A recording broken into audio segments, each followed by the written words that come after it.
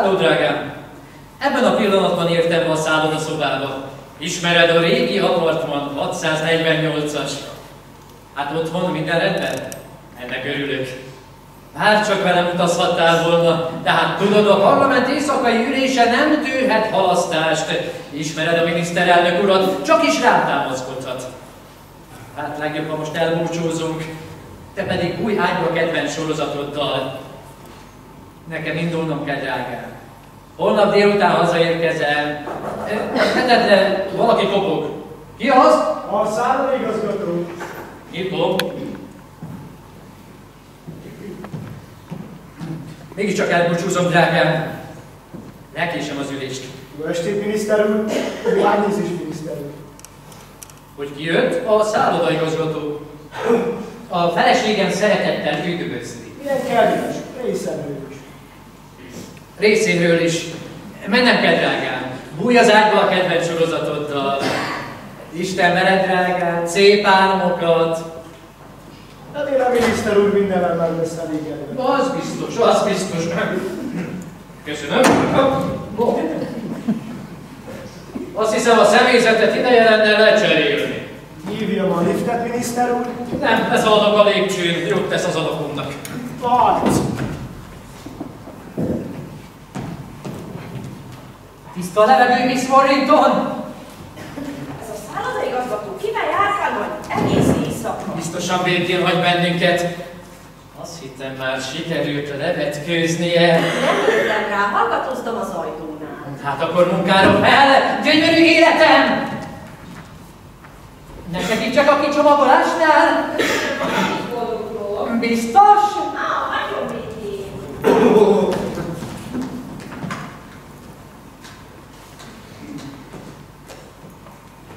Országgyűlés?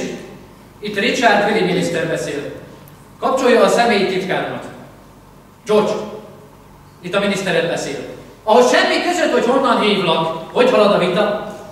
Ide figyelj, George. Csak abban az esetben zavarj meg, hogyha földinduláson, érted?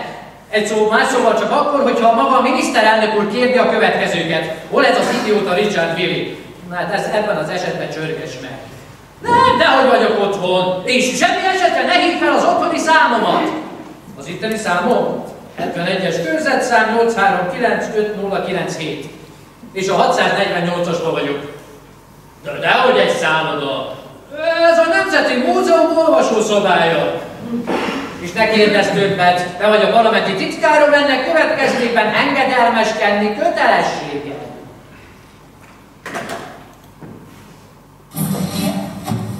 A pénzügyminiszter kijelentette, hogy jövő év márciusáig az inflációt 6%-osra sikerült leszorítani. Hazug állat!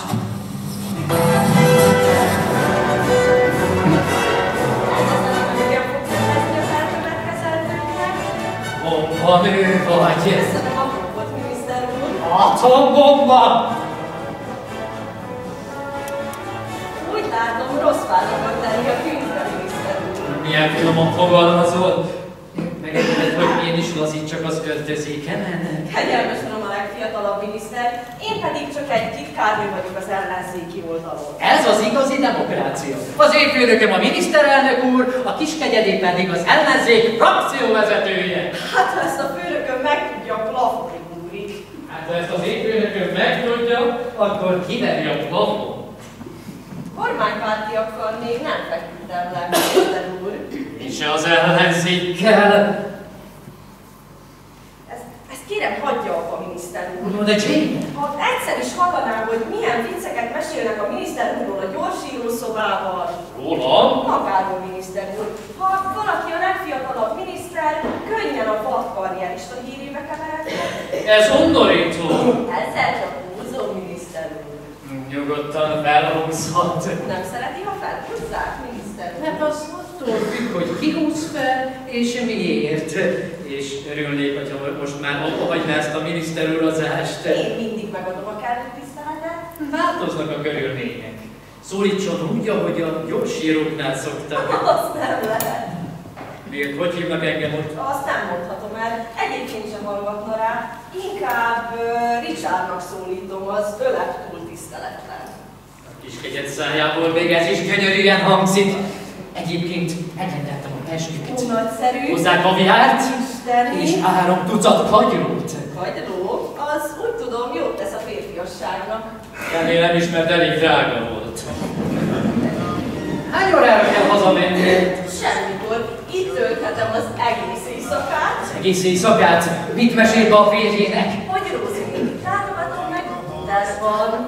Szóval Rózi néni Butterban van? Egy súlyos torokgyulladással. Szegény néni. Ráadásul a néninek nincs telefonja. Szóval nem szólhat oda és nem hívhatja fel? Hát ez szenzációs! Azt hiszem, ennél megfelelőbb zenét is találhatnánk.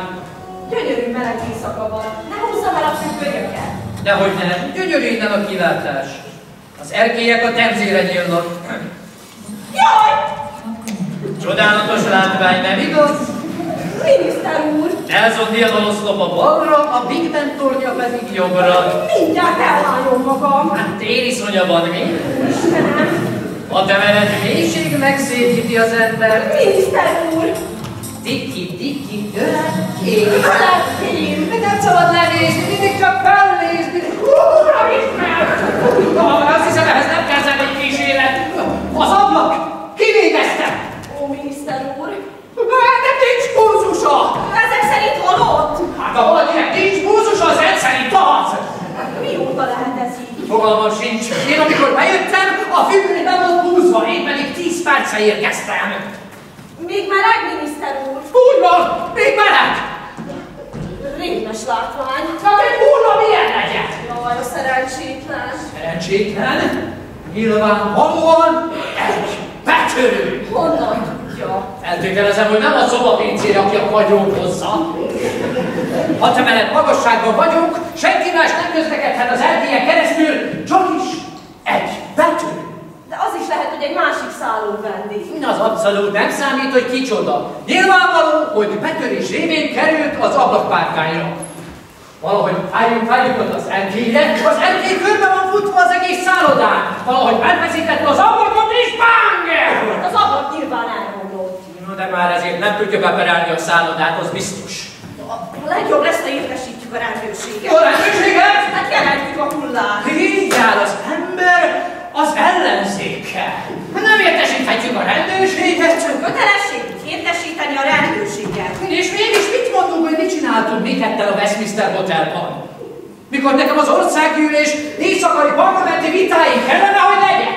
Meghalt a gyermek, miniszter úr. Hát akkor a rendőrség se tudja feltámasztani, nem igaz? Uramisten! Hogyha ezt a miniszterelnök úr megtudja, még egy botrány, és elvesztettük a választásokat! De az még a kormánypárt se engedheti meg magának, hogy felfedez egy hullát és nem vesz róla tudomást. Akkor legalább a szállodaigazgatót értesítse. Nem értesíthetjük a szállodaigazgatót! Nézze, Csé, én csak a maga érdekeit nézem szem előtt. Nem szólva a miniszterelnök úrról, a kedves feleségéről és a karrieréről. Mindezt illik megvédeni. Uramisten! Már látom a napilapok címoldalán. A miniszterelnök úr kedvence és az ellenzék titkárnője egy hullával folytatott szexorgiát! De valakit mégiscsak be kell avatnunk. Úgy van, a titkárokat. Mr. George Pigeon? Pontosan. És mit kezd ezzel a helyzettel, Mr. Pigeon? A mi pártunkban az emberek utasításokat hajtanak végre. Aló? Itt Willy miniszter úr beszél. Kapcsolja a parlamenti titkáromat. George, szedd a lábad és azonnal gyere ide! Ne törődj a parlamenti vitával, azonnal gyere ide! De hogy a múzeumi olvasószobába, a Westminster apartmanjába. Az nem a te dolgod, 2 perc alatt átérsz. 648-as apartman. És ez szól se senkinek, hogy mit hozzál egy jó ötletet, öregem. Ki az? Minden érek rá! A miniszter úr feszült kaviárt és kagylót rendel. Nem is emlékeztessen rá! Uramisten, felárgaz az egész szállodát! Tűnjön gyorsan azt a hálószobában! Mindjárt megyek! 640! Megyek már mindjárt! A kagylót jobb melegen lenni. Jó, csak Most hagyja jól itt. kívül. Csak hagyja itt, jó. Kérem, Kérem, szíveskedjék aláírni. Jó, természetesen, persze. Pedig elhoztam a számlát. Az helyes. Halló? Itt a miniszter úr beszél, igen. És miben állhatok a tisztelt szállodaigazgató úr rendelkezésére? Úgy láttam, micsodát? Egy betörőt? Hol is? Én itt semmi feltűnőt nem láttam. Biztosan összetéveszti valaki más erkélyéről. Ne fáradjon ide! A mi függönyeink szét vannak húzva, és én itt nem látok senkit. Ne, csak ugyan semmi szükség, hogy ide jöjjön. Nem kérem, nem. Menje már innen! Nem maga igazgató úr, halló? Pénz! Hadd írjam már alá. Fogja!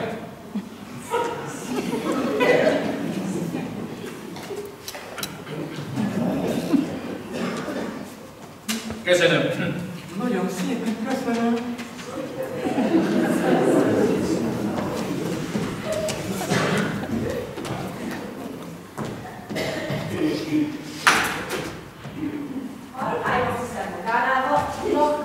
Mit csinál, miniszter úr? De mégis mit gondol, mit csinálok? Felkértem táncolni! Most legalább tudjuk, hogy történt a baleset! Nem rejtheti el a hullát, miniszter úr! A mi hullánknak teljesen mindegy, hol és kifejezni fel! Majd a titkárom elintézi, ha megérkezik. Ez akkor sem a helyes eljárás, miniszter úr! Helyes eljárásról itt szó sincsen, a szükség törvénypont! A maga mégis még mindig felöltözve. Hát nekem már magánál van. De ruhákat bedobáltam a hálószobába. Az a cipőm volt. A ruhát odaadtam a szobapincérnek. A szobapincérnek? Ki az? A szállodaigazgató. Gyorsan, tűnés a hálószobába! De mi lesz a ruhámmal? Jó, menjen már! Mindjárt megyek! Dobja ki az akumat! Miniszter úr! Nyitom már! Hú, a Isten! Miniszter úr! Mindjárt megyek, nyitom! Elnézést, hogy sokáig nyitottak. Az eset nagyon komoly, miniszter úr. Részemről indulhatunk. A parlament éjszakai vitái nem tűrnek halasztást. Leszórakozott vagyok. Itt egy roppant komoly dologról van szó, miniszter úr. És sajnálom, hogy nem állhatok a rendelkezésére. Semmi rendkívülit nem észleltem. A szomszédos hölgy azt állítja, hogy egy férfi kucskált be az ablakon. A szomszédos vendég valószínűleg téved. Ebben nincs semmi tévedés. Pont erről az apartmanról volt szó, a 648-as lakosztály.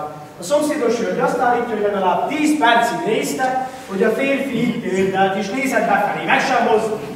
Szentséges Úristen! De hát nincs itt senki. Akkor nyugodtan elfelejthetjük a dolgot. Engedelmével ellenőrzöm a hálószobát. A hálószobát? Az elkéről oda is be lehet nézni, az ellenőrzés sosem. Nem válaszolok ezt, azonnal jelentenem kell a korkontartók. Segítek! Nyugodtan rám bízhatja, miniszter. Az igencsak helyes, hogyha szállodaigazgató úr ellenőrzi a hálószobát! Igazán kedves. Az is nagyon helyes, hogyha a szállodaigazgató úr ellenőrzi a hálószoba erkélyét! Igazán kedves. És csak a szállodaigazgató úr után... Mindjárt nyitom! Én vagyok az, miniszter úr, gyors, jöttem én a szélvész! Kus! Figyelj rám, mert ezt csak egyszer mondom, és nagyon gyorsan. Ebben az apartmanban ma este valami nagyon furcsa dolog történt. Amikor azt mondja, hogy a parkban az személykárt vagy magad, kus! A holttest a gardrób szobában van. Akkor azt mondja, hogy holttest, akkor arra céloz, hogy kus! Ezt a holttestet ma este, valamikor máskor, valaki más fogja felfedezni. De oda a titkár úr fogja elszállítani. És azt mondom, hogy ezt túl sem értek. De ebben a pillanatban én már a parlamentben az összes befolyásomat latba vettem, hogy megszavazzák a költségvetést. Mi alatt az ellenzék titkárnője már otthon alszik a hálószobájában. Nem tudom, hogy én vagyok a hunyó. Hát mi lenne, hogy szépen kimennék és újra is Amint a szállodaigazgató úr kijön azon az ajtó, amit most mondtam, az nem történt meg, érted? Vagyis az erkélyéről nem próbál meg betörni behatoló, és nincs hulla a kartószobában. Elmondtátok a legjobb hír! George! Ne Nem történt semmi, érted? Az Isten szerelmélete mindennel egyet értesz? Ne segíts semmi, csak intelligensen bámulj és bólogass. A hálószobát én nem találtam semmit, miniszter úr. Azt sejtettem. Egyébként ez a parlamenti titkárom, George Pincher. Azt hiszem, nagyon sok munkát rőcsöltem a nyakára, ezért is mondtam neki, hogy töltse az éjszakát Londonban. Igaz, George? Őszintén szóval nagyon örülnék neki, hogyha neki is tudnád biztosítani egy szobát. Remélem nem vagyok zsúfolási talán. Nagyon jó lenne, hogyha valamelyik szomszédos apartmant tudná adni. Közös erkély. Nagyon közel kell egymáshoz maradnunk, George-al. Utána nézek, hogy miben lehetek szolgálatára, Mr. Pitcher. Nyugodtan ülj le, George. Ami pedig a beterőt illeti, majd ráállítom a biztonságot. Igazán semmi szükség, hiszen nem tett semmiben sem kárt. Egyébként se tesz jót a szálloda hírnevének. A biztonság mindennél előrébb való, miniszter úr, de egyébként igaza van, tényleg nem tesz jót a szálloda hírnevének. Határozottan nem. Eszó szám, nem fáj fejem. Ha megengedni ezt a szólásmondást kölcsönözném. Szolgálatára, miniszter úr. Miniszter úr! Bombás alakításból, George, minden bólogatás az aranyat ért. Megkérdezhetem, hogy mi folyik itt? Semmi. Három költségen egy éjszakát tölthetsz egy 4 csillagos hotelban. Hát én nem maradhatok anélkül, hogy ne szólnék az anyukámnak. Hát akkor hívd fel az anyukádat. Nagyon büszke lesz, hogy a fia ilyen sokra vitte. Hát, anyám ilyenkor már alszik. A nehézség az ápolónőjével van, bizonyos Foster kisasszonnyal. Foster ápolónő? Hát igen, ő gondoskodik róla is. 9:30-kor lejár a munkaideje. Hát akkor hívd fel ezt az ápolónőt és mondd meg neki, hogy túlórázni fog. Hát nem akarok visszaélni a türelmével. Anyám egyébként is halálra izgatja magát, ha valami rendkívüli történik velem. Az anyád halálra izgatta magát az elmúlt 80 évben. Itt a kormányzat jövőjéről van szó. Már megint? Szíveskedjék kijönni, Miss Warrington. Miss Warrington? Előkerült a ruhám? Ó, a titkár úr. Titkárnő! Kezdett felfogni a gondot. Jó estét, Mr. Pitcher. Tiszteltem az ellenzéknek. Miniszter úr! Hogy tehetett ilyet? A tett ezúttal elmaradt. De gondjaink között is most ez a legkisebb. A legfontosabb most az, hogy vissza kell szereznünk az ellenzék ruháit. Kormánypárti manőver el? Nem, én adtam oda a szobapincét. Nem kérdezem meg, hogy miért. A szállodaigazgatót mivel szíveskedett megetetni? Az nem a maga gondja, majd George elintézi a dolgot. Csak a kellőképpen informál meg a helyzetről. Felvilágosította már a titkár urat a hulláról? Természetesen. Itt csak ugyan van egy hulla, az előbb még azt mondták, hogy nincs. Én szóval sem mondtam azt, hogy nincs. Én csak azt mondtam, hogy ne hozzuk a szállodaigazgató úr tudomására a dolgot. Nem értem. A szállodaigazgató csak annyit tud, hogy itt behatolt egy betörő. De a szállodaigazgató úr nem tudja, hogy a betörőből útközben egy holttest lett. Hát őt a holttest? Nem, csak felrakott az ablakpárkány. A szállodaigazgató vagy a betörő? A betörő! Lenyakasztál. Jaj, a melyékkel! Egy nyakát szekték? Köszönöm a segítségét, Miss Warrington. Szíveskedjék a hálószobába várni, még megérkeznek ezek a ruhák. De honnan tudom meg, hogy ide kint tiszta a levező? Majd ordítani fogok. Sajnálom, hogy ilyesmibe kevertük, Mr. Pitcher. Megszoktam, de én még egyáltalán nem vagyok belekeverve. Még sosem volt ennyire szükségem a segítségedre. Hagyom meg a menet. Amikor bejöttem ide, azt mondtad, hogy holttestek ajtóban van. Miért? Hát hol lenne? Ahhoz az úrhoz van szerencsém, aki a 648-as szállodai teendőket végzi. Hogy szerint? Kisétált innen néhány ruhadarabban. Én adtam a kezébe azokat a ruhákat. Micsoda fajankó? Szeretném visszakapni a ruháimat, érti? Az öltözködési ruhadarabokat. Hogy pontosabban fejezzem ki magam, vén süket, Danavér! Az országgyűlés napirendjére tűzik az öregek könyörületes halálát, mellette fogunk szavazni! Miniszter úr, megtudhatnék még valamit arról a holttestről a gardróbban? Tudtam, hogy a bajban számíthatok rá, George. Még egyáltalán nem biztos. Először is szeretném megtudni, hogy az ablakon kívülről hogyan került a gardróbba. Miért nem ülsz le, George? Nem. Miniszter úr, hogy teszem helyesen? Nem volt más választás. Egy holttestet méltóztattál a dépcibálni? Gyorsan kell cselekednem az Isten szerelmére, csak egy betörőről van szó. Jó, de sikerült értesíteni a rendőrséget? Vagy más hivatalos szervet? Nem sikerült, ezért számítok a segítségedre. Nagyon sajnálom, miniszter úr, ne George! A feleségem azt hiszi, hogy én a parlamentben vagyok. Egy pillanat alatt minden kiderül, érted? Az ellenzék titkárnője minden! Feltöltő bizonyítékot méltóztatál eltüntetni. A feleségem sokkal többet el fog tüntetni belőlem, hogyha ez a dolog kiderül a titkárnőben. John, te nőtlen vagy, ezért fogalmad sem nincs, hogy milyen egy elbőszülő feleség. Miniszter úr, ha én nős lennék, én hűséges lennék a feleségemhez. Ezért vagy sokkal különb ember nálam. Nem kell más tennünk, mint hogy... Többes számba egyelőre meg bizonyos. Nem, akkor ránk az a feladat vár.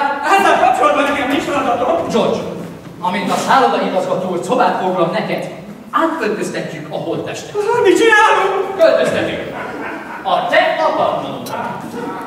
Ráteszünk az ablakpárkányra, és amint én már visszamentem a parlamentbe, és az ellenzék titkárnője már otthon alszik a szállodába, széthúzod a függönyt, felfedezed a holttestet, és értesíted a szállodaigazgatót. Hát ez ilyen egyszerű lenne? Áttranszferáljuk a szerencsétlent az én apartmanomba, ráfektetjük az én ablakpárkányomra, miközben a miniszter, és ezt ellenzék, hát, szegény George, Picsel! Ha a saját miniszteredért nem teszed meg, akkor gondolj az ellenzékre. Hát ennek a szegény asszonynak vége. Ne felejtsd el, hogy az ellenzék vezérének a titkárnőjéről van szó. Egy miniszter szerelmi vágya, politikailag kockázatos, és ezt már nem először mondom. És ezzel a cselekedettel nagyon jól teszel a miniszterelnök úrral. George, ez a kormány így soha nem fogja megnyerni a választásokat.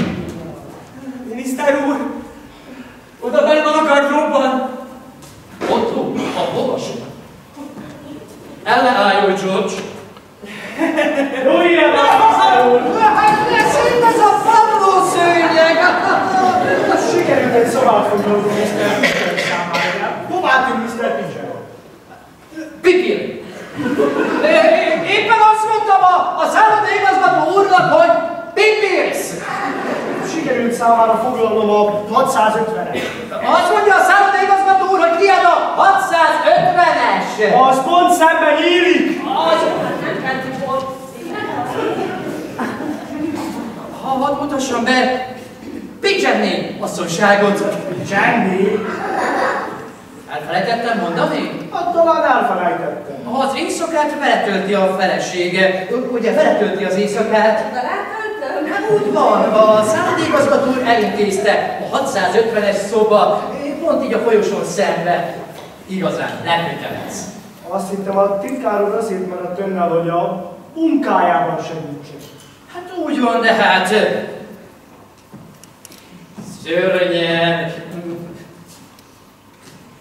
Szörnyeteg vagyok én, aki az alkalmazottjától megkért egy kis örömet. És nem hazudok, hogyha ez az öröm itt áll előttünk. Csinos felesége van, annyi szent, és egy lakosztályt kapnak a Westminster hoteljában államköltségen. A George egy-kettőre felvitte az asszonyságot, és az asszonyság egy-kettően itt termett. Ott rohadt, hogy ott csapott, kapott. Hát azt látom. De bizonyára feltűnt Pigeonné asszonyság hiányos öltözéke. Most hát ez azért van, mert Pigeonné zuhanyzott. Pigeon úr pedig WC volt. Pipit. Azt hiszem, kellőképpen felvilágosítottam a helyzetet. Azt hiszem, nem kell tovább részleteznem. Mi tetszik? Jöttem ágyat felcsinálni. Majd mi megcsináljuk. Majd én megcsinálom.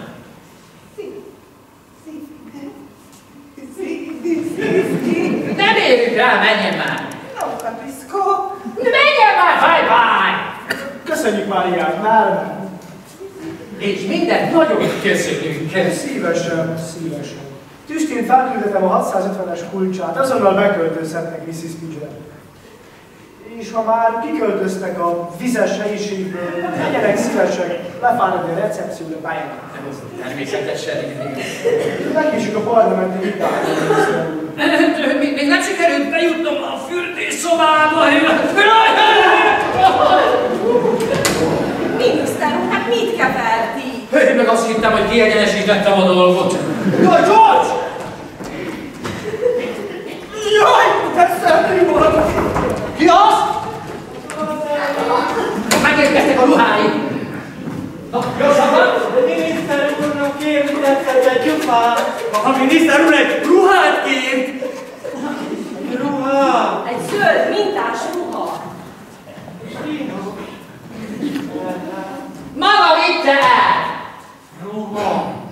Ja igen, képtelen voltam rájönni, hogy került hozzám. Igaza van, én egy hülye denevér vagyok. Akkor szíveskedne előkeríteni azt az öltözéket? Futó lépésben, hogyha lehetséges. Azonnal. Egyébként a szállodaigazgató úr közölte, hogy a 650-esbe új vendég érkezett. Úgy van, a Pigeon-házasban. Mr. és Mrs. Pigeon? Igen, ő Mr. Pigeon, ő pedig Mrs. Pigeon. Drágám? Csak egy kulcsrendel. Parancsolj, George! Csomagja nincs, Mr. Pigeon? Egyelőre nincs. Nincs se bőrök, se csomag. Nászugasok, de nincs szükségük rá. Uramisten! Ma reggel esőre. Vidéken, és ez a szálloda, ez az én nászajándékom.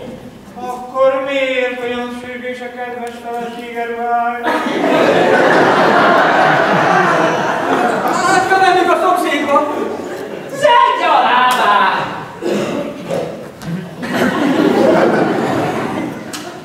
Vacsorához még hozzá se tetszett látni. Nincs szükségük rá. Hát ki van fizetve? Akkor is szabadítson meg tőle. Most rásózhatom egy másik vendéget. Miniszter úr, én interpellációval szeretnék élni. Te tudod a legjobban, hogy egy interpellációra semmi szükség. Jim, várjon a hálószobában, még megérkeznek ezek a ruhák.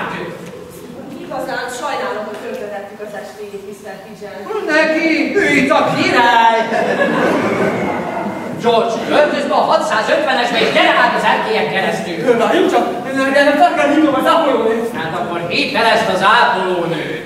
Ez hatalomban való visszaélés, miniszter úr! Te tudod a legjobban, hogy ez nem az első és nem is az utolsó eset. Halló? Osztály kis asszony? Jó estét kívánok! Itt Mr. Pigeon, miniszteri titkár beszél. Ó, semmi bajom nem esett. Tudja jól, hogy nagyon óvatosan vigyázok magamra. Kerüld az orvosi jelentést.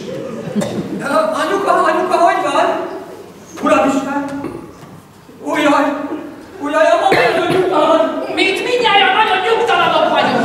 Közöld az anyukával, hogy késülés haza. Nem haragszik, nem? Egy apró szívességet kérek öntől. Azt mondja, akármilyen szívességet kérhetek tőle. Nagy szerű! Valószínűleg egy picit később érek haza. Még egy váratlan esemény. Ez igazán kedves öntől. Ha a mama keres, akkor a 071 8395 097-es számon talál meg. George! A biztonság kedvéért mindig meghagyom a mamánnál a telefonszámot. Vagy a 648, vagy a 650-es tulajdonképpen a Nemzeti Múzeum orvosultárnei. Én nagyon szépen köszönöm. Költöz már be a 650-esbe és gyere vissza az erkélyen keresztül. Tégviszonyom van, jól tudom. Annál jobb legalább, addig se gondoskodott, hullott testem, mint cipele. Mi van már megint? Eszembe jutott, hogy nincs hova mennem. Hogy értsem ezt? Felöltözik és hazamegy. Oda nem mehetek. A férjem azt hiszi, hogy Rózi néninél vagyok Gunterban. Hát akkor elmegy Rózi nénihez Gunterban. Rózi néni szívszédülés kap, ha megjelenek egy hajnali órán. Hát akkor átmegy a 650-esbe a titkára mellé és ott lepekszik. Miniszter úr, mindent hallottam! Na gyerünk, George! Gyerünk, George! Miniszter úr, az jutott az eszembe! A saját csataszmáikban nem találtam Mr. és Mrs. Pigeon-re. Mit keresel a Tűnikettem a 650-es. Hát jöttem érködni a kilátásban, nagyszerű az az ágyki. Gyere, drágám! De menjünk vissza a saját lakosztályomba. Viszlát! Viszlát! Szíves szíveskedjenek azonnal kapálni a recepcióra bejelenteni. Természetesen. Őrült nászutasok. Lekésik a költségvetési vitára, miniszter úr. Még mindig nem sikerült bejutnom a hála a fürdőszobába. Viszontlátásra jár! George!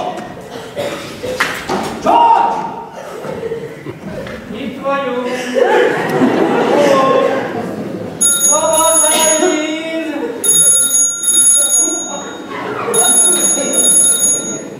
Haló! Ez a 648-as. Nem a Nemzeti Múzeum olvasóterem. A telefonszám az megfelelő, de ez a Westminster Hotel, asszonyom. Én csak tudnám a Nemzeti Múzeum olvasótermében dolgozni. Mr. George Pigeon. Természetesen ismerem Pigeon urat. Ki üzen neki? Az ápolónő. És mi az üzenet, kedves ápolónő? Hogy a mama nyugtalan? Hogy sokáig elmarad? És beszélni kíván vele? Hát akkor szíveskedjék megmondani Pigeon mamának, hogy a nyugtalanságra semmi oka. A fia nász éjszakája. Mindegy. Szardínia.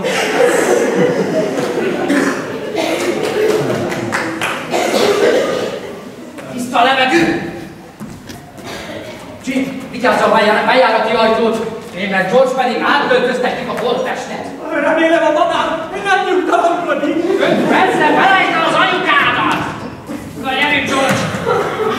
Végre!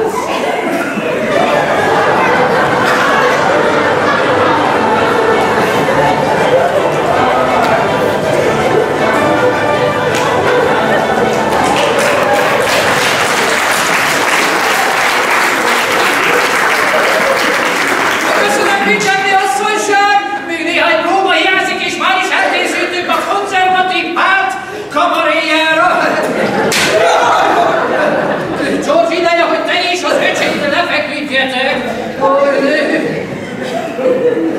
Freddy nagyon kimerült! Hulla! Az öcsékben nincs annyi erő, mint benned, George!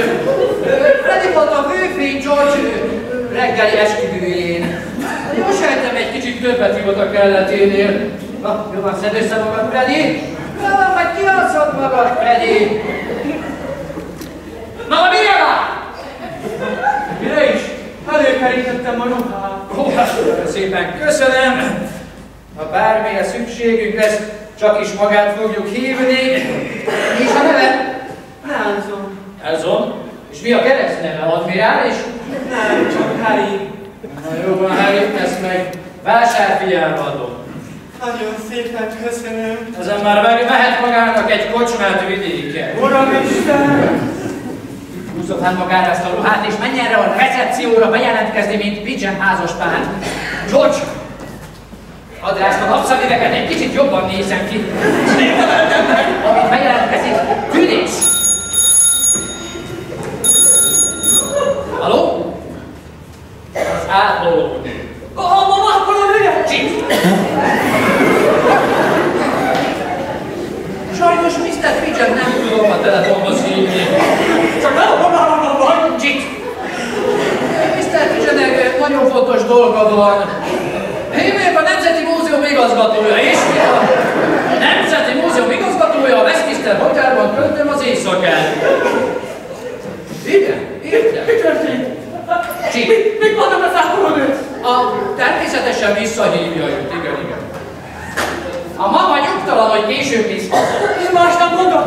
Sajnos igen. Elmondta a hír, hogy a tudta nélkül nősültél le. Meg a házasságot. Jaj, szegény mama! Felejtsd el a mamát is!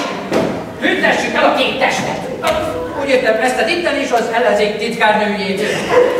Hát itt vannak már megint. Nincs valami baj! Odasszonik a tagja! Köszönöm, Pigeon asszonyság! Már is elkészítünk a konzervatív választási kampányra! Pigeon asszonyság már is lement bejelentkezni. sajnálom, hogy ilyen későn csak jelentkezik be. Szóra sem érdemes. Ez meg kicsoda. Ez George öccse, Freddy. Az öccse. Igen. Freddy nem az Szigi? Ó, semmi bajom. Ugye jól megy neki? Remekül érzi magát. Hát egy kicsit túl sokat ívott George esküvőjét. Parancsolnak, neki is kinyithatok egy szobát. Nem. Freddynek oda kell mennie. A ablakon ment keresztül. Elég az bőven van. Freddy mindig részegény volt, de még aztán...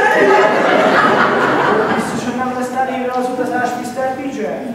Mr. Pigeon? Egy kicsit nagyot van. Biztosan nem lesz elérve az utazás, Mr. Pigeon? Szívesen kinyitok önnek is egy szobát. Biztosan nem lesz elérve az utazás? Remélem nem ül a balárhoz. Abba biztos lehet, így is elég halott van az utakon. Viszont látásra tisztelt. George, még mondom, hogy játékos meg is nagy fejű vagy! Mennyi velem van? Tartsd vissza! És intézzük el ezt a holttestet! Ezek után semmi értelme. Elintézi ezt a holttestet. Miért? Már a szállodigazgató 5 percig beszélgetett vele is. Azt hiszi, hogy ő az én öcsém, a Freddy. George, mert megint igazad van. De miért hallgattam rád? Tiszta fejre van szükségünk. Megint ez a fejedelmi többes? George, te éppen úgy belemásztál ebbe a dologba, mint én. Ki játszotta a hasbeszélőt egy holttesttel, én vagy te? Azt tőletél? És ezt a nászutas pókát ki játszotta egy bizonyos Picsenni asszonysággal? Én vagy te? De én csak! És az a részeges öcsk, és ez a Freddy? Egy dolgot azért megjegyzek, miniszter úr! A legközelebbi választásokon én is az ellenzékre fogok szavazni! Mit várod én a következő választásokat? Legfontosabb most az, hogy a szállodéigazgató úr látta Freddyt balonkabátban, nadrágban, cipőben és egy napszemüvegben. Ez igaz? Nos hát, mi van akkor, ha nem lenne rajta balonkabát, nadrág, cipő és napszemüveg, hanem valami egészen más? Akkor nem hiszem, hogy ráismerne az öcskösre Freddyre. Hullarablók azért nem vagyunk, miniszter úr! Hát nem vetkőztethetjük le! Fényáskodáshoz most már késő van, George. Na, gyerünk vissza a tartróba. Most kit hív, miniszter úr? Nálzó! Kicsodát? Ezt a Harryt, vagy milyennek a neve? Remélem azért öreg barátommal beszélek, Harryvel. Nagyszerű. Itt a miniszterről beszél. Úgy van az a nagyon gazdag óra 648-as kollégák. Nos, Harry bátyám, egy apró szívességre lenne szüksége. Úgy van, ahol egy bankba akadod, akad több is. Nos, van magánál egy váltás ruha.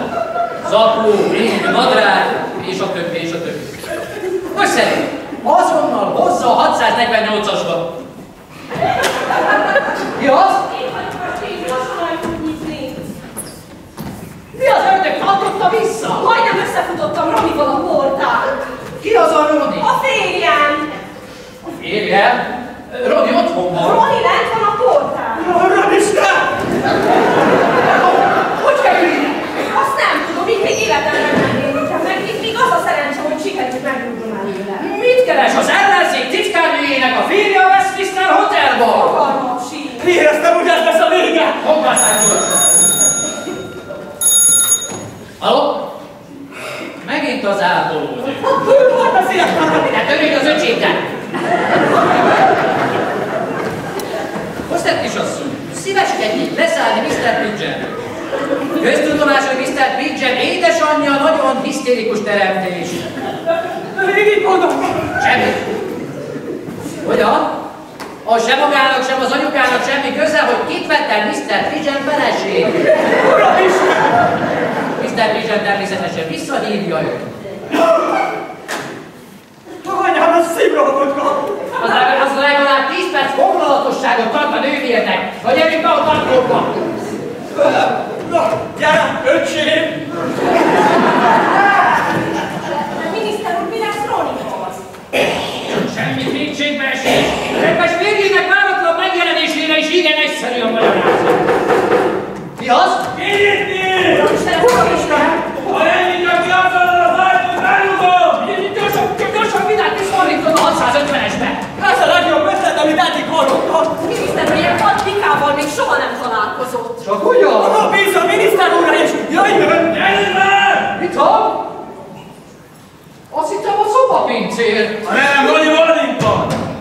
találkozásunk örömömre szolgál, a nevem Richard Willey. Nekem nem kell, hogy bemutatkozzon, tudom ki magam! Persze be kellett volna már rég szüntetni a parlamenti közvetítést, így mindenki megismer. Az én választókerületemről tetszik lenni? Na nézzük, azt kéne! Azt hittem, hogy valami gond van a közvilágítással. Én vagyok Jane férje! Ki az a Jane? Jane Wallington! Hát a miért nem mond semmit? Egy titkárnő odától! Így hirtelen nem ugrik be. Hagyjuk a munkát, hol bújj! Kicsoda? A feleségem! Ez a bizonyos Jane, ez a maga felesége? Hol bújj! Szíveskedjék elmagyarázni, hogy mit keres egy titkárnő a miniszternek a szobájában. Ezen túl vagyunk, miniszter úr. Nyomoztattam utána. Nyomoztatott? Azok a kis heti találkozások a kávéházakban. Csak egy csészet le a... Ja, az a Jane, a titkárnő Jane. Ó, hát a drága lélek. Tudom, mit akar tőle? Gyorsírás, gépelés. Hagyjuk ezt. Maga a kormányé pedig az ellenzék. Tehát többet tudtam, amikor a drága azt akarta bemesélni, hogy szegény nagynénit látogatja meg Gunterban. Remélem, nem arra gondol, amire gondolni akar. Csak arra gondolok, hogy Gunterben a Westminster szálloda nem egy átszállóhely. Most már csinálni áll neked? Ma este nem lesz átcsinálás. Kívül tárgasak. Nézze, kedves fiatalember! Ne fiatalember ezzel, mikor a portán bejelentkezik, méltózható Jack Baker pontosan maga mellett áll. Ki az a Jack Baker? Az én magándetektívem. Magándetektív? Úgy van, és miközben itt odápolcsolgattam, a magándetektív felmászott az RS csatornán, átmászott a 648-as ablakán, és tettenérésre készülődött öregem. Miközben én a portán jegyeztem be a magándetektív elmászott az RS csatornán? Pontosan. És kinyitotta ezt az ablakot? Úgy van. Uram, Isten! 45 percet várakoztam odáig, hogy feltételezem, a magándetektív pont eleget látott. Viszont se tudja, hogy a maga felesége itt van-e a Westminster Hotelban. Dehogy nem, mint mondtam, odább leselkedtem, és láttam, hogy belépben ide, miközben maga bejelentkezni méltóztatni. Biztosan őt látta? Hogy biztos? Az biztos, hogy nem hozzám sökött ide, hanem egy bizonyos George Pigeonhez. Mi vélet volt? Pigeon a név. Ő azért parlamenti titkárok, parlament bikárok. Azt hiszi, hogy beveszem? Hiszen én magával jártam mindenféle találkára. Persze megpróbáltam lebeszélni a titkárom iránt érzett szerelméről, de mint hiába. George-nál nincs tapasztaltabb szoknyapetél az egész világon. Úgy hagyta fel a fél parlamentet, mint egy milliókiprákba szenvedő nyúl. Milyen néz maga engem? Tehát ő roppant intelligens embernek. Állandóan tehát a portára, és ellenőrizze, hogy bejelentkezett ide egy Mr. Pigeon a feleségével. Ha most megpróbál rászedni... Róni, hát engem épp úgy lesújt a dolog, mint önt! Róni! Mi van? Engem épp úgy lesújt a dolog, mint önt! George Pigeonnek hívják, azt mondja. Pontosan. És sajnálom, hogy mindezt a háta mögött szőtték. Ha most megpróbál hazudni nekem... Ön elfájtja, hogy én kormánypárti vagyok? Maga meg azt felejti el, hogy Jack Baker még mindig itt van a szállodában. Én nem tudom elfelejteni, hogy Jack Baker még mindig itt van a szállodában. Nyitott szemmel jár a világban. De nem tudom róla hallani semmit, abban biztos lehet. Még látjuk még rá. Viszont látásra!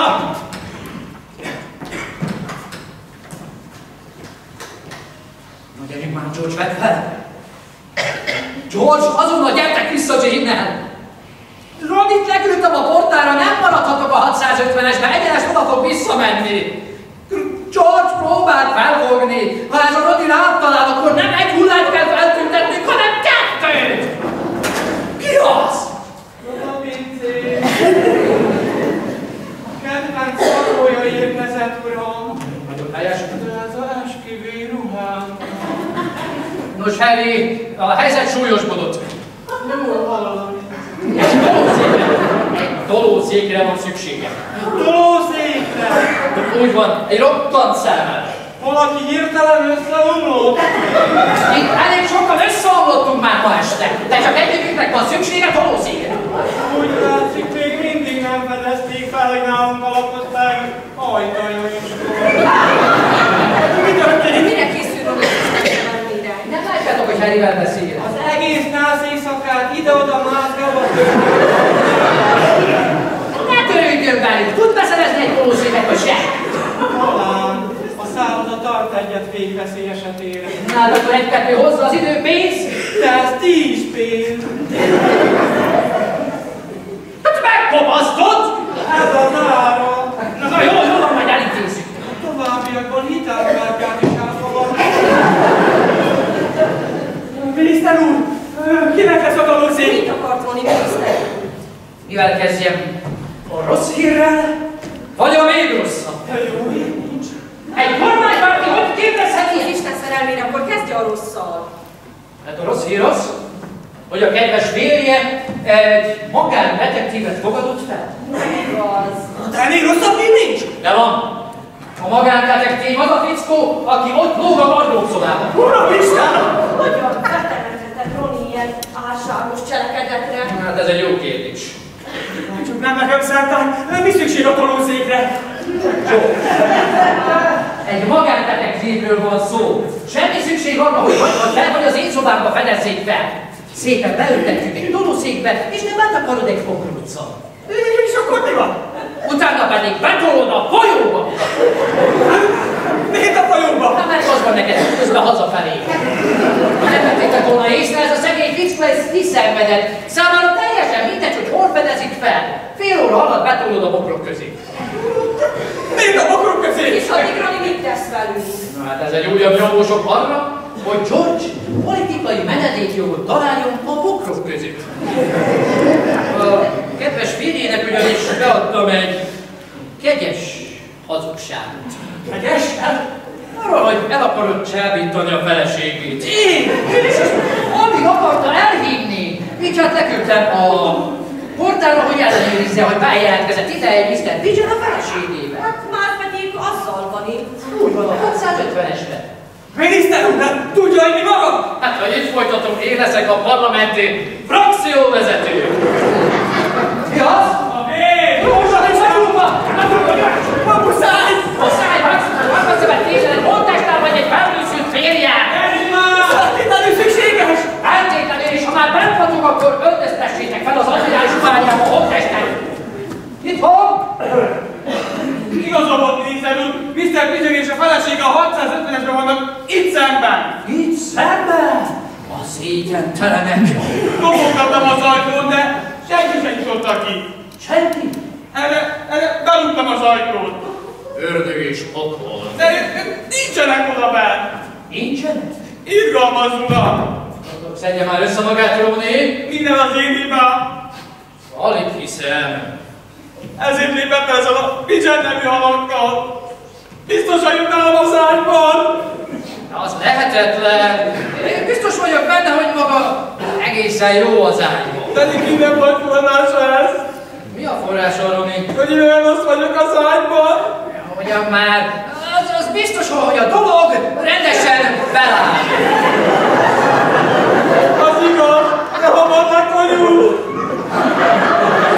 Ugyan már, hogy az ember ilyen kemény magával, az biztos, hogy kemény mással is.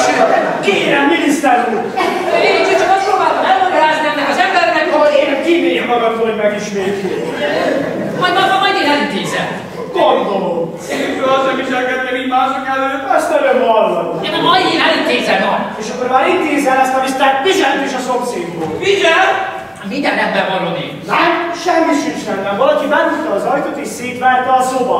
Mr. Pigeon biztosítva van. Itt nem az anyagi káról van szó. A Westminster Hotel nem tűrhet ilyen a tápolás. Hát ez nyomósok. Nálunk elég sok názutas pár fordul meg, de ilyet még nem láttam. Názut? Nyugodjon már meg, Roni. Ráadásul sehol sem találom a názutas pár. Valószínűleg az étteremben időznek. Menj le és nézi meg őket. Megjöttünk! Milyen sok mindálizunk. Megrendeléseket. Ez meg kinek kell? Kinek kell a dolgok? Hát az egy fiatal barátomnak ennek itten. Ha nemrég érkezett, nem igaz? Nelson maga elment. Nem tudom fiatalember, hogy ki maga és mit keresének évadján a miniszter úr lakosztályában, de fel kell szólítanom, hogy amint összeszedte magát, hagyja el a Westminster Hotel. Maga pedig miniszter úr jobban tenné, ha a jövőben a parlamenti viták éjszakájára magával hozna a feleségét. Szörnyen érzem magam. Menj takaródni, mindjárt jobban lesz. Én addig egy napotat csak hozom, még meg nem támadott a lohat, figyelj! Mint voltam bátor az imént említeni, valószínűleg az étteremben időznek. Az nagyszerű, mert ha most én lemegyek oda, úgy ágyékon rugom, hogy elszáll! Minden szót hallottál? Minden, de az utolsó mondatnál elszállt a szemestel.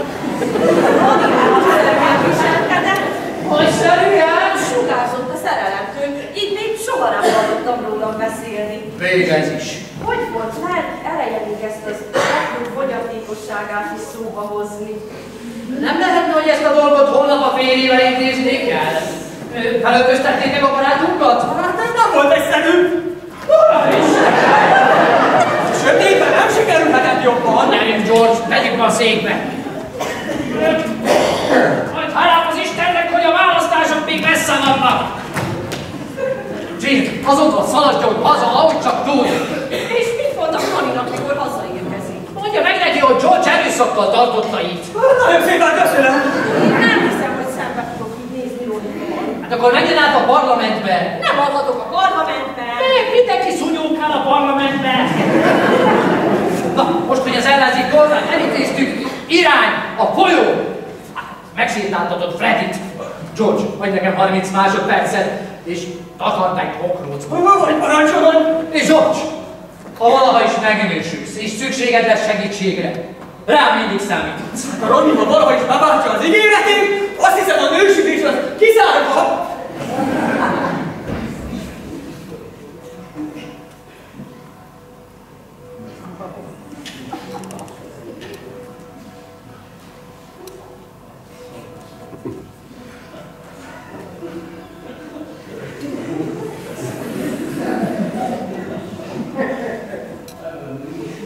Már tudom, mindenre emlékszem.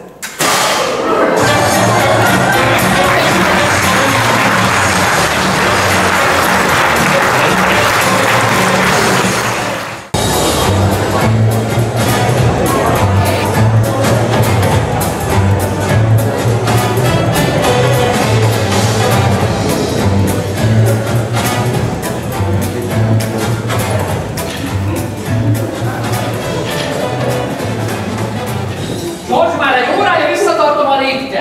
Indulhatunk. Hát tűnt! Mit tűnt el? Olyan detektív! Megkérdezhetem, hogy hová tűnt el? Azt nem tudom! Senki más nem tüntethet el, csak Isten! Én nem! Mikor utoljára láttam, a tolószékben volt! Még egy közönséges holttestre se tudsz vigyázni. Ártatlan vagyok, miniszter úr! Te kimentél a felvonóhoz, én bementem a hálószobába. Lekaptam az ágyról a pokróton, visszajöttem ide. Az egész néhány másodpercig tartott. George! Ismétlem, miniszter úr, néhány másodperc volt az egész. Mikor én utoljára láttam, határozottan a tolószékben volt. Rajta a napszemüveg és Nelson admirális esküvői ruhája. George! Jaj, miniszter úr! Rossz fát tettünk a tűzre! Én nem követtem semmit. De ez ugyanott valahol egy órával ezelőtt! Napsület szavamra mondom, amikor én utoljára láttam, a tolószékben volt. Akkor valaki gúnytűzbe lőtt. Megint ez a fejedelmi többes. Politikai zsarolásra gyanakszom? Ugyan miért? Mert mi más érdeke lett volna visszahelyezni valakinek az ablakpárkányra? Miért nem hívta a rendőrséget, vagy a szállodai biztonsági jogot? Éreztem, hogy más attól kellett volna maradjak a mamával. Ha már eszesből mindenkorra hagyják el az egészből. Na gyerünk, segíts! Mit csinálsz, miniszter úr? Vissza az áttervhez, na! És mi az átterv? Az, hogy te betolod a temcébe, vagy a bokrok közé! És mi lesz azon, aki gúnytűzben lőünk? Akkor sincs más megoldás. De hogy nem, miniszter úr? A B-terv? Ugyan, mi az a B-terv? Hát, hogy bevalljuk az igazat. Ugyan már, George, megőrültél. Miniszter úr, az igazság olyan egyszerű. Mi a maga is Wisconsinton rábukoltak egy holttestre. Hát ennyi az egész. Miniszter úr! Mit akar? Tessék. Miért? Egy tolószék rendel 10 font. Rosszul lett az öccse. Úgy van, Freddy kicsit beájult,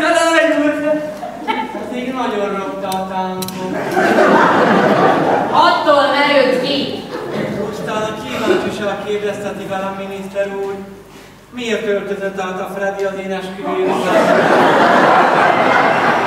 Mert Freddy esküvőre készült. Ugyan. Csak. De hiszen részt vett már egy esküvőn a magáért. Most a másik öccse esküvőjére készül. Még egy testvére van. Hát persze, a Berti. És ez a Berti ugyanaznap esküszik, mint ő. Hát persze, George és Bertie ikre! Úristen!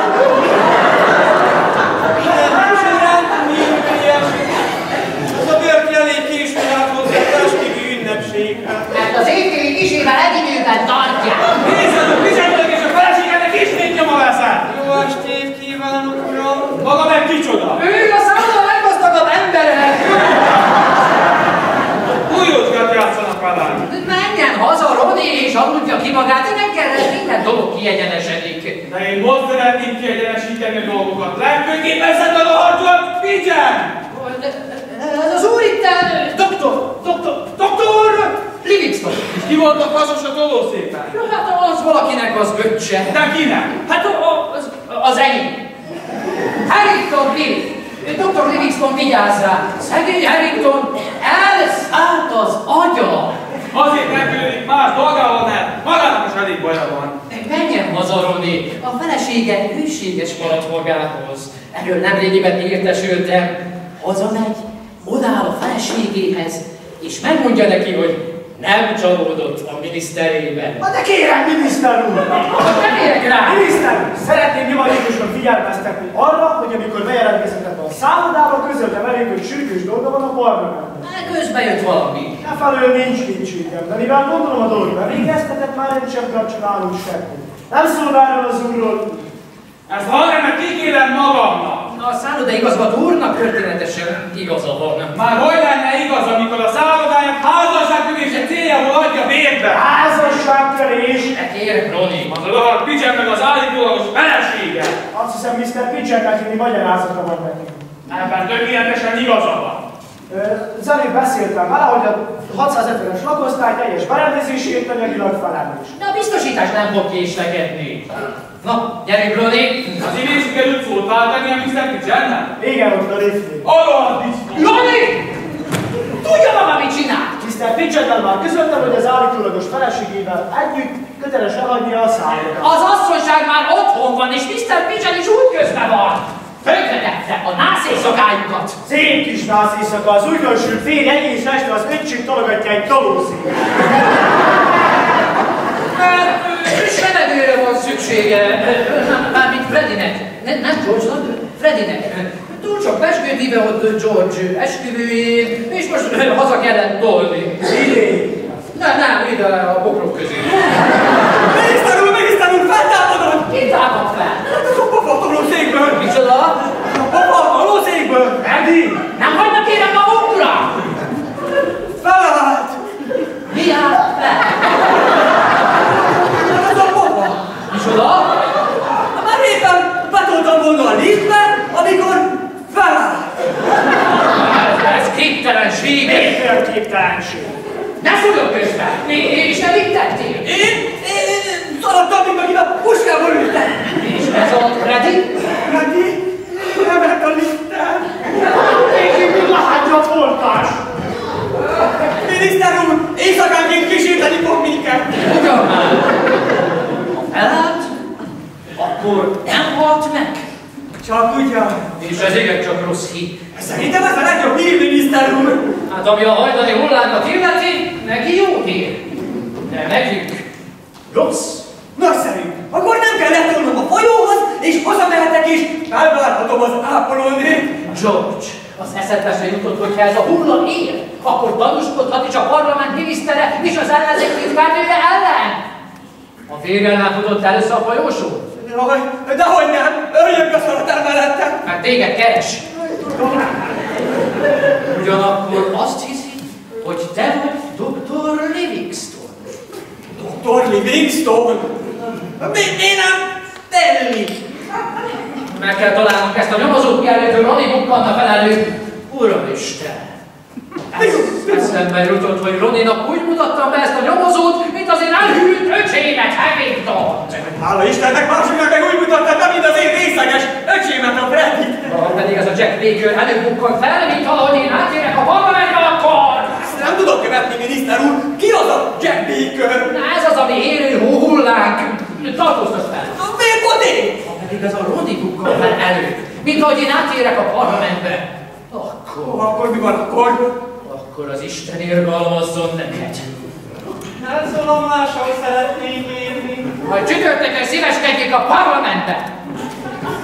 Én igen, csak nagy erőfeszítések árán megszereztem ezt a tolószéket az öntisztelt öccsének, Fredinek.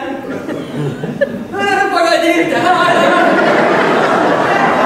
Kedves Romónak helyett ott használna, ott hagyja a felvonóban, hogy fels alá liftezzen.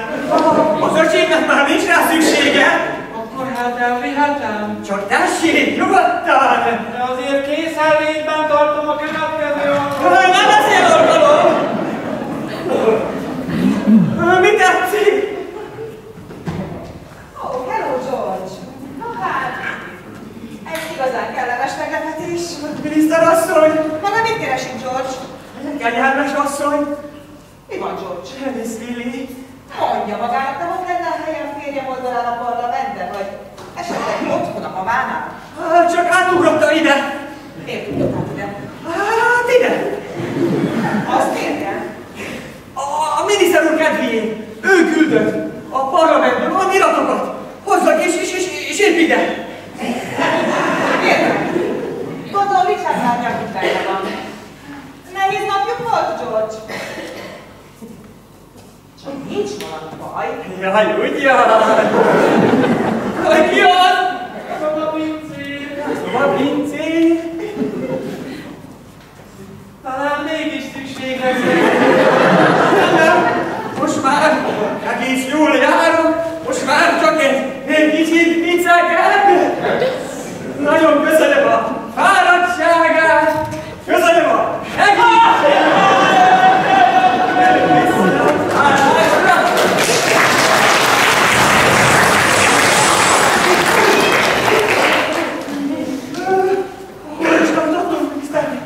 Elcsúszott volna, George? Ja, úgy van! Valgácsolt az ellenzék! Szinte mindig megtetszik maradni.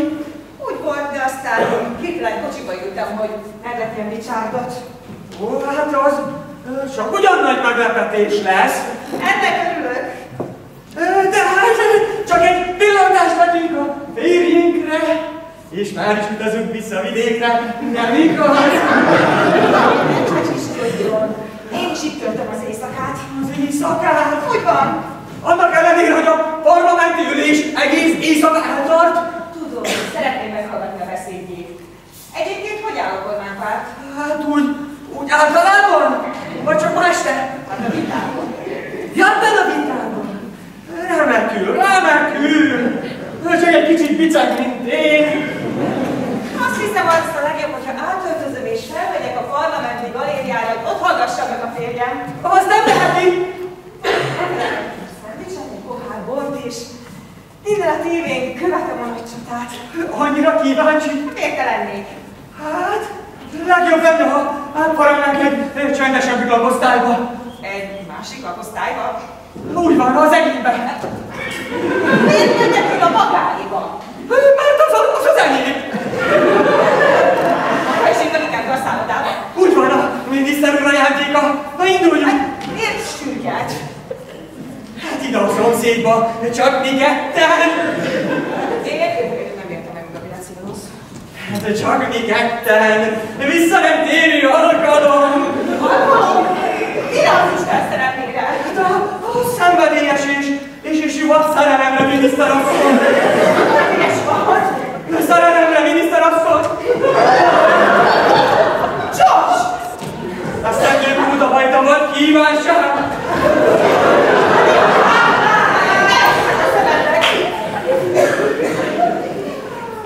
Nem csodálatos asszony. George! A sors ellen nem lehet küzdeni. Péter! Én úgy nézek ki, mint aki küzd!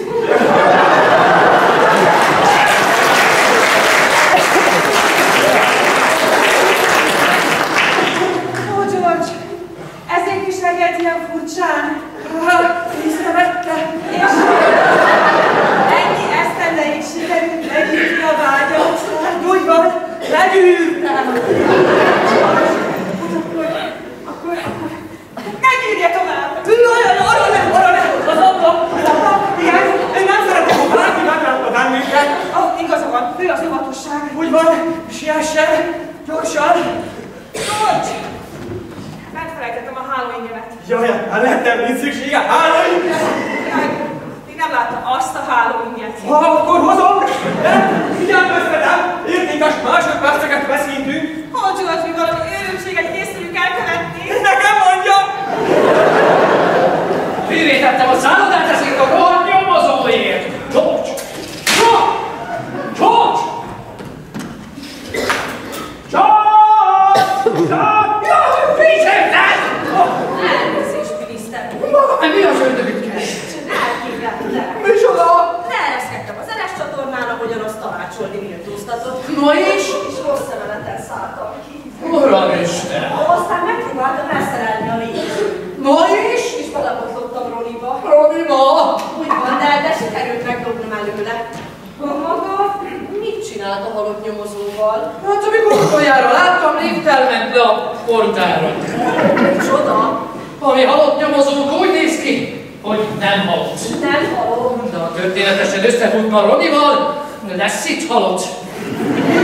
Maga pedig menjen vissza a parlamentbe, de ezúttal ne tévedjen el, én pedig megpróbálok rábukkani erre a nyomozóra. A titkára ilyenkor mivel foglalkozik? Hát fogalmam sincs, de ajánlom neki, hogy szorgalmas legyék, mert nálunk ez a szellem járja.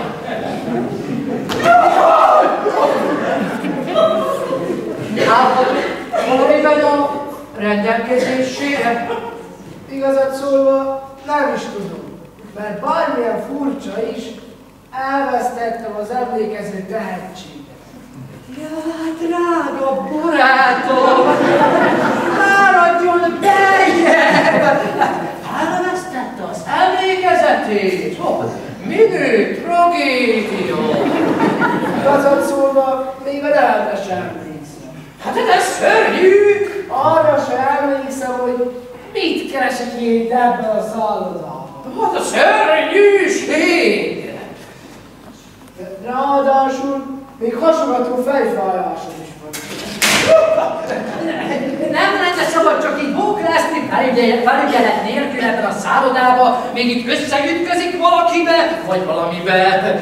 Tessék csak ide lehevelésni, ugye rágakat feltenni. Ilyen kedves ötletek. A segítségről van szó, az emberiség mindig számíthat rám. Milyen különös érzés, mint ez a szám. Ez a 648-as. Mintha jelentene valami. Nem találkoztunk már egyszer. Ő még sose láttam magát, de ha a barátom visszajön, az bizonyára segítségére lehet. Történetesen orvos! Orvos, az nagyon hasznos lehet. Megvan az emberünk! Szervusz, barátom! Éppen azon tűnődtem, doktor úr, hogy vajon hol lehet? Szörnyű dolog történt. Csak sorjába, doktor Livingston? A szomszéd szobába. Várj, és azt hiszi, hogy vad szenved... Dr. Livingston! Ön bizonyára segítségére lehet ennek a szerencsétlen embernek. Jaj!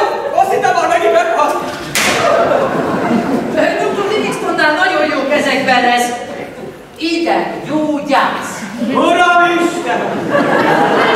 Semmi kétségbeesés, doktor úr, mert a szerencsétlen ember elvesztette az emlékezetét. Elvesztette az emlékezetét? Úgy van.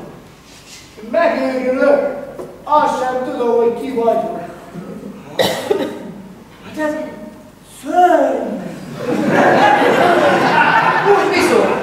Azt sem tudja, hogy hogy került ebbe a szállodába. Hát ez szörnyű! Ez szomorú.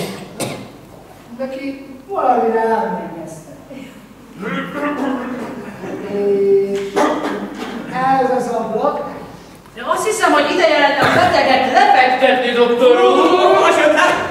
A szomszédos apáknak. Az már nem olyan ötlet! Itt most már elég nagy a zsúfoltság. Meg elviszünk, abban ez a zsúfoltság! Nem egészen értem, mint doktor úr.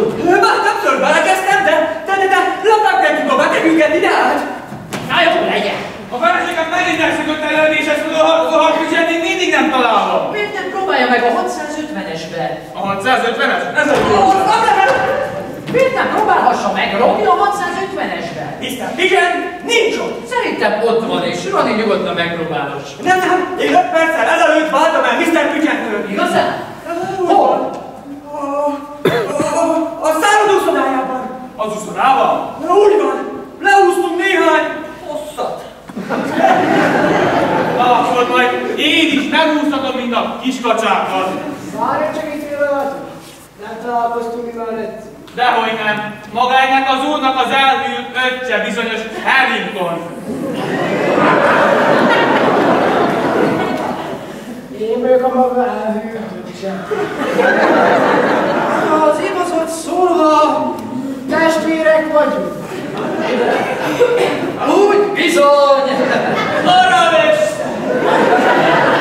Semmi kétségbeesés, doktor úr! A testvérem egy kicsit megzavarodott, ezért nem is próbáltuk elmagyarázni a dolgot. Értem. Úgy van, szóval emlékképek felvillannak, aztán eltűnnek. Mi is a neve ennek a betegségnek, doktor úr? A neve? Ennek a betegségnek? Hát, van egy neve. A neve. És még egy vendég. Szíveskedjék, ajtót nyitni, doktor úr. Én nem beszélhetnék így szemközt. Álljon, nyissa ki az ajtót, én addig lefektetem Harringtont. Milyen kedvesen tőle. Hát persze egy testvér, mire való. Biztos, hogy engem nem Jacknek hív? Jacknek? Szóval így ezdörömből a fejemben, hogy Jack. Hát mert azelőtt egy kaszinóban dolgozott. Blackjack! Mi aztán megint? Talán jövök ágyat csinálni neked? Az ágyat foglalt. És a 650-esben is foglalt. Maga piszkó. Nekem is kapiszkó.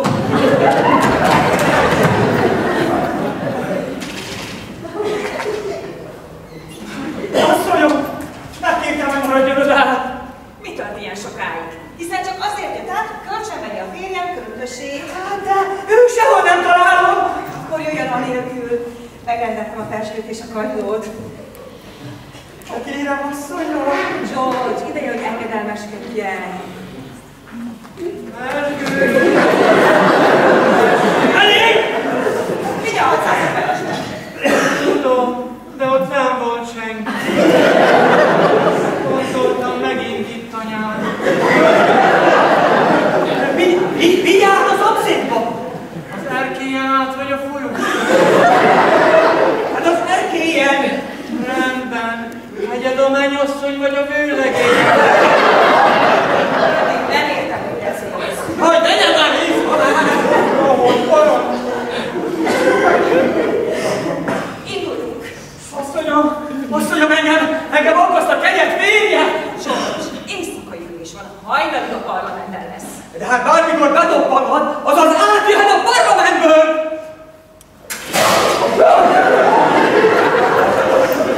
Asszonyom! Jaj, Hála neked, irgalmas Isten! elszédültem a csókottól, George. Jaj, de asszonyom! Jaj, ki az?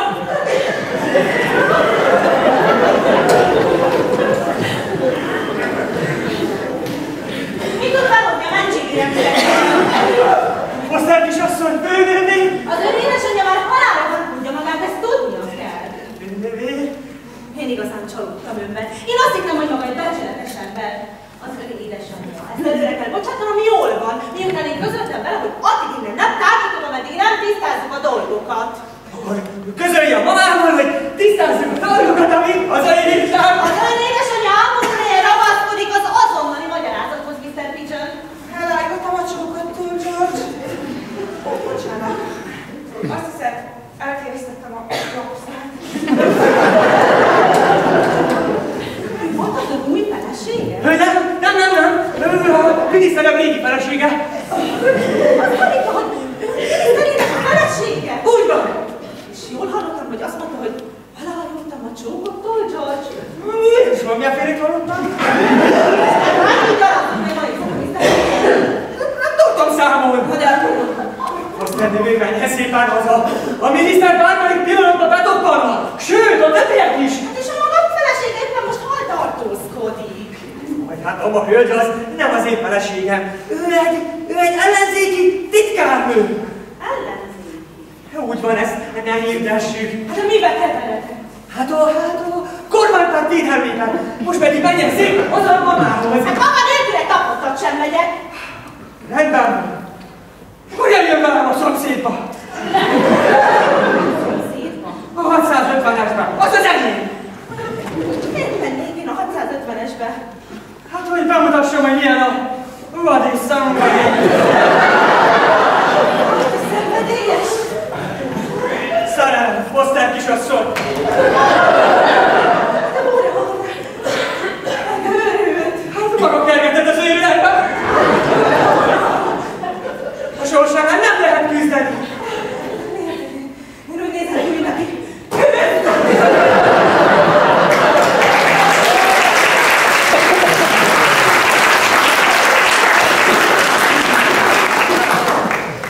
Mindig is sejtettem, hogy maga egy igazi férfi. Hát meg lehet, hogy az vagyok. De most már nem sok maradt belőlem. Mi lesz ezzel a képtelmében és a képtelmények a feleségével? Kitörődik velük, amikor maga itt van. Mikor gyerünk? Jaj, arra ne! Az ablak! Mi így szoktunk közlekedni? Van, menjen gyorsan! Menjen, én majd követem, mint levetkőzök is, majd követem magát az elkélyet. Jaj, George! Menjen, nővér! Hát szólítson csak Ladiesnek. Jaj, Gladys, milyen szép név! Gladys, behajulni beszéljen!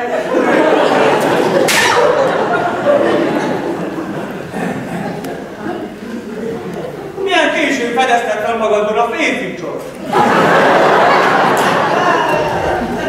Asszonyom! Mikor jössz be hozzám, George? Hiszem, hogy Nyugodtan megült és pihenjen. George! George! Ki az? Mit akar? Egy aláírás. Milyen számla ez? Peskés 3 tucat kagyló 650-esben. Én nem rendeltem semmit. Mr. Pigeon rendel. Mr. Pigeon? Ahogy mondani méltóztatik. A titkárom nem rendelhet semmit, vigye vissza. Itt nem lehet tévedés, ő rendelte. Maga téved. Én nem tévedek, 650-es lagosztály. 650-es? George! Hát mi az ördögöt csinálsz te? kérlek a gardróbból! És mi az ördögöt csinálsz a gardróbba? Most mondom valaki. Te rendeltél peskőt és kagylót a 650-esbe? Igen, én! Kinek? Most is elfelejtettem! Nincs időm réválkozni, nézzen el szó. Elég nehezen kerít sort arra a nász éjszakára a szabad éjjel. Nem szabad! Az a másik nő az a nyúsabó. Hogy van? Nyilvánosak, kedves admirálisok! Egy apró szívességre lenne szükségem. Parancsoljon. Tartanak maguk altatót? Mi lett az altató, miniszter úr? Az öcskösnek elég jó kezd visszatérni az emlékezete. Minél erősebb ez az altató, annál jobb. Bízom benne, hogy a szobalányok tartanak. Na, hát akkor egy-kettő futólépésbe hozza. Már röpülök is. George, a hálópénzt.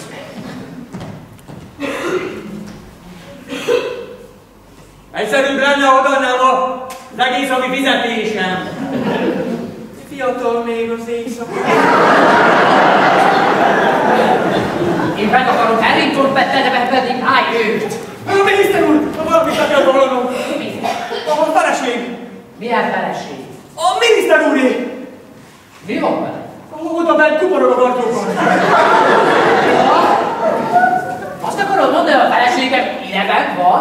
Méghozzá Halloweenben. Azt akarod mondani, hogy az én feleségem bent van a gardróban egy hálóívben? Úgy van. És kakaót szopogat, mi? Az nem szopogat. És mit csinál a feleségem a gardróban egy hálóívben? Hát, arra már, hogy levetkőzzek.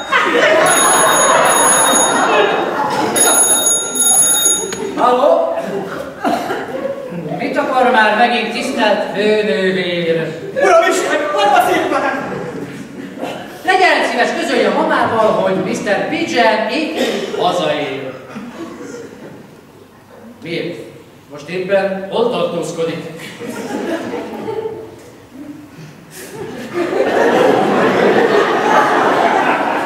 Mit keres Foster főnővér a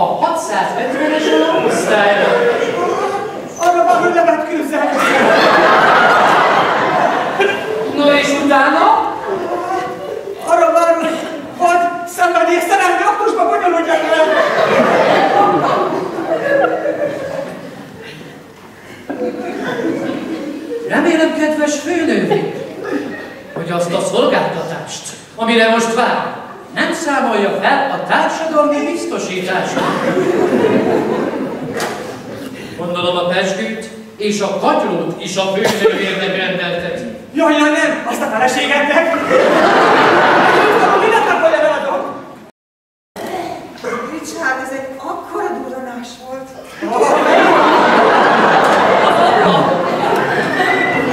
A figurára történetesen nem vagyok kíváncsi. Előtte vagy utána? A feleséget csak meglepetést akar neked szerezni. Na hát ez siker!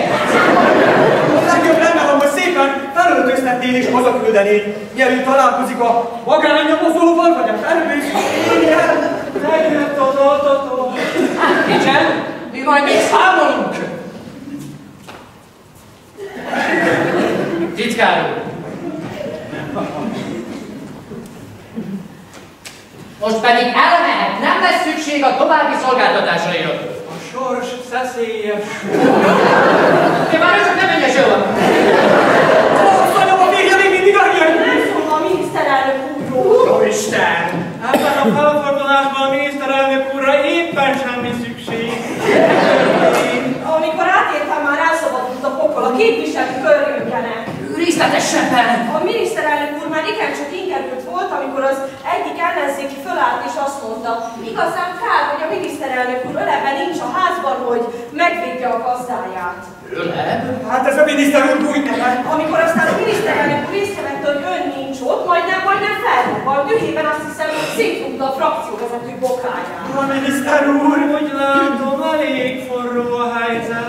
Maga hallgasson! De nekem azonnal vissza kell mennem. Az ellenzék észreveszi, hogy eljöttem és figyelmeztettem, hogy engem azonnal kirúgnak. Kegyed, egy nagyszerű asszony, magával tartok. Azt nem lehet, nem lehet! Menjen, asszonyom! A miniszter úrnak van még itt elintézni valója, De ugyan már, hát... Eszembe jutott, hogy mit keresik én itt ebben a szállodában. Gyarad, megint elfelejtettem. Bemenni, lefeküdni. Mit keres ez a magánnyomozó a miniszter úr hálószobájában? Az nem a maga gondja, majd George elintézi a dolgot. A Freddy magánnyomozó? Kérem, távozzék! George, add be ezeket a pirulákat az öcskösnek, nekünk pedig irány a parlament! de előbb még el kell intézni valamit! George, mondok egy rövid beszédet, végig sírtam az egész ellenzéket, és 10 perc múlva visszajövök. De 10 perc alatt összeomolhat a világ! Magát így hölgy, mint aki már láttam volna magadon. Alig hiszem. De az arca olyan ismerős. Nekem is. Pedig magának még nem is volt alkalma megtapasztalni, hogy milyen. Én érzem, hogy már találkoztunk valahol.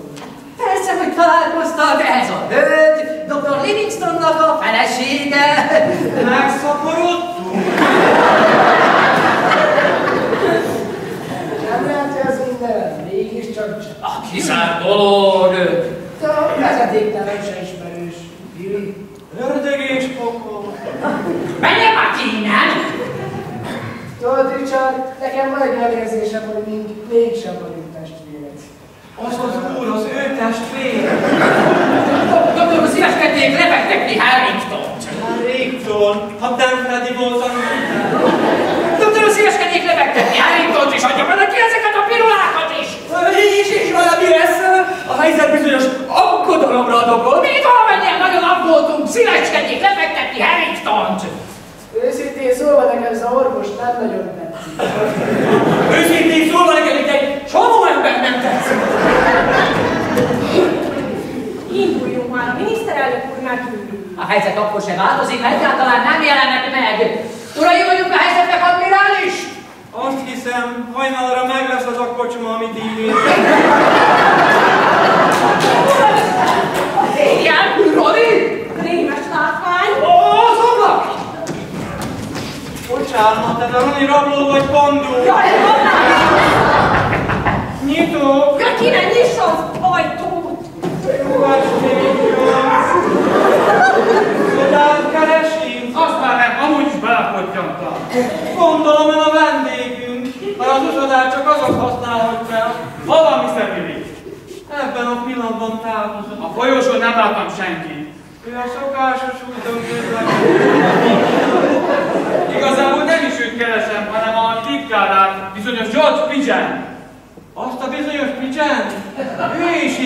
pár pillanattal ezelőtt. Ebben a szobában? Úgy bizony. Látott vele egy ifjú hölgyet? Meghiszem azt. A fiatal ará? A fiatal ará. Kívüli eset. Az összes pigyelés, Billy abban a pillanatban távozik, mikor meghallja ezt a nevet, hogy Ronnie. Nem találkozom. Ha mégis belénk botolnék, kit jelenthetek? Csak mondjon annyit, hogy Ronnie.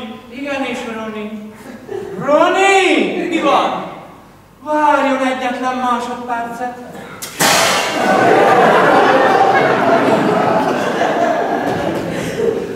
Hűbe harapott a disznó. Nagyon szépen köszönöm. Egyébként nem tudom, észrevenni, valaki, de egy idősebb hölgy van a tartóban. Hölgy? Hát, ja, hát az nem a maga mamája. Rabló likvidálásáért 10 font jel már. Úristen a feje. Az a dolog disznópizsent megint megszökött előlem. Mindjárt kikeresem a címét a telefonkönyvben. Meg is van George Pigeon, 25-ös számot a Big Ben Boulevardon.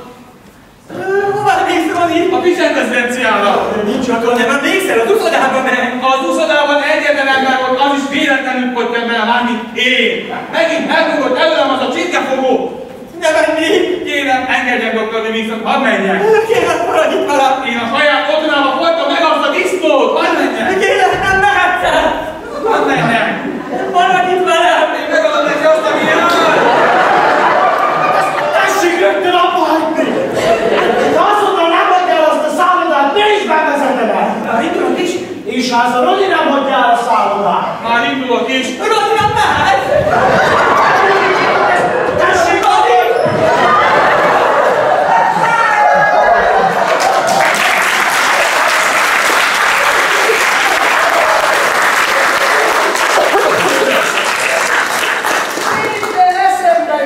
Jaj, nekem! Azt az utóbbi, nem! Béke! Eszembe jutott a nevem! Béke! Menjen vissza a házba! Nem vissza neki az esküvőjében a helye! De hát én már egy éve házas vagyok. Feleségem Mrs. Baker. Na én azonnal hívom a szállodai rendőrséget! Ne Isten égy a szegény Harringtonnal! Engem nem érdekel Harrington! Dehogy Harrington! A nevem Jack Baker. Jack Baker? Az vagyok ám. Álljon meg a menet! De hisz, ez az én magának, mi történt vele? Hát, hogy én látom semmi! Ez az úr itt, Ronnie Mornington. Engem nem kell saját magamnak bemutatni. Hol az a feleség? Maga tudja, hol a feleségem? Hát persze, hogy tudom. Legjobb lesz, ha visszamegy a hálóba. Kérem, maradjon csöndben ott a Livingston. Hogy parancsolja? Hol a feleségem? Az ablak. A feleségem kimászott az ablakon? Úgy van. Az ablak. Tehát az ablak. Én. Most már minden eszembe jutott. Először megkeresem a feleségemet, majd a hajánál fog a honcolom el a Pigeon-házba. Ronnie, erre igazán semmi szükség! És ott végzek mindkettőnkkel! Ronnie, csak egy pillanatra! Mi van? Indulok!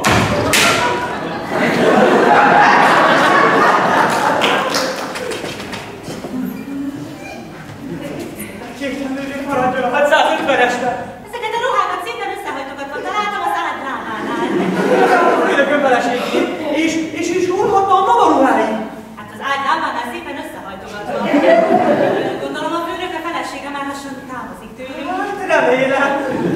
Mi van azzal a titkárnővel? Ő is az éppen. Menjen szépen visszalévél. És ő kicsoda?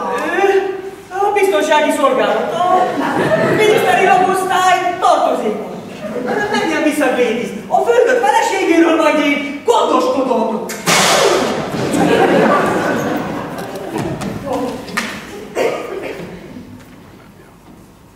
Mindent tudom! Jaj, ne tartsa meg magának!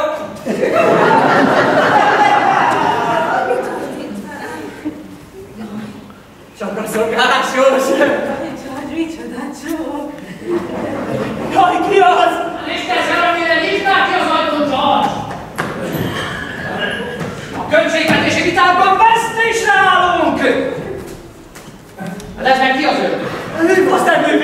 Szabadulj meg tőle!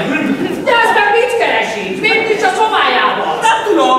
Hány kirulát adtál be neki? Egyet. Egyetlen egy kirulát? Egyetlen dobozzal!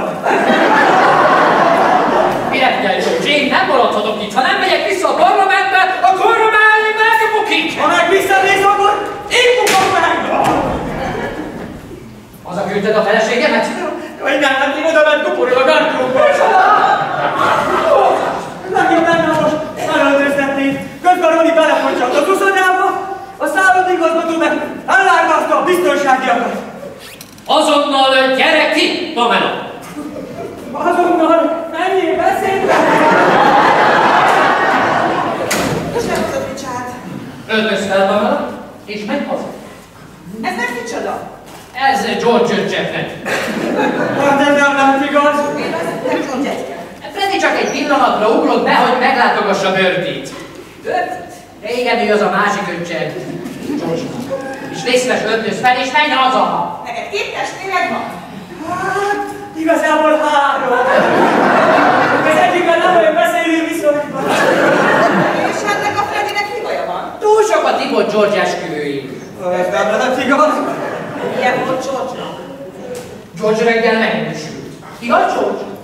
Azt hiszem, igen. Kéjenc. És mi a boldogan a neve? A neve Ivy. Hát most már elöltözhetsz és hazamehetsz. Hát én itt már annyi emberbe belebotlottam, de Ivy-val még nem találkoztam. Hol bujkál a szerencsés alap? Hát azt nem tudom. Nem tudja pontosan, hogy hol lehet a szállodában. Az ifjú pár golyócskát játszik. Elmagyarázom, a belöltözöm és hazamész. Megint ugatják az asszony! Mr. Horrington az öltözéke. Arról nem hittátek! Csak, Parancsolsz, drágám. ki ez az ember? Azon ne törődjék! Szedje majd összemaradt ember! Miért nem van neki valami doktor úr? Dr. Livingston! Kérem, érezze fel! Szükségem van a tanúvallomására! Tanúvallomásra? Igen, hol bújkál a felesége? Roni is golyócskát játszik a feleségével. Tulajdonképpen ki ez a Roni? Roni a mennyasszony családjából való. Ő vette el Ivy egyik nővérét. Nagyon derékű az a Roni. De miért szólította George-ot Dr. Livingstonnak? Csak ugye, annak szólította. Én is úgy hallottam, csak hogy miért?